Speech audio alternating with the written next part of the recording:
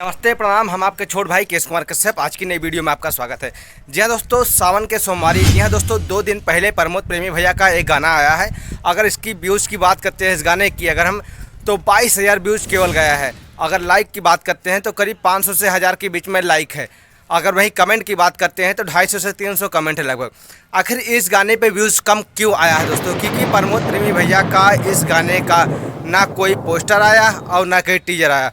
क्योंकि प्रमोद प्रेमी भैया का इस गाने का प्रमोशन नहीं हो पाया और प्रमोद प्रेमी भैया का ये गाना 50,000 कह लीजिए या फिर 1 लाख कह लीजिए या फिर मिलियन कह लीजिए, कुछ नहीं पार कर पाया है दोस्तों। हालांकि गाना इतना बेहतरीन है, हमने सुना है, हम यूट्यूब चला रहे थे, फिर ब्राउज़र की लिस्ट में वो गाना हमारे पास आया।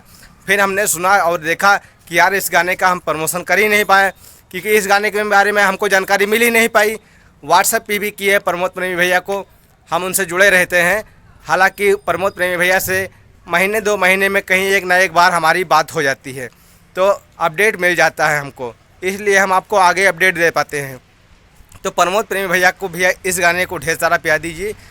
इतना अच्छा गाना है, सावन में बजने वाला गाना, बहुत ही बेहतरीन गाना है दोस्तों। लिंक हम इसी वीडियो में डाल देंगे गाने का, तो गाने को ढेर सारा प्यार दीजिएगा।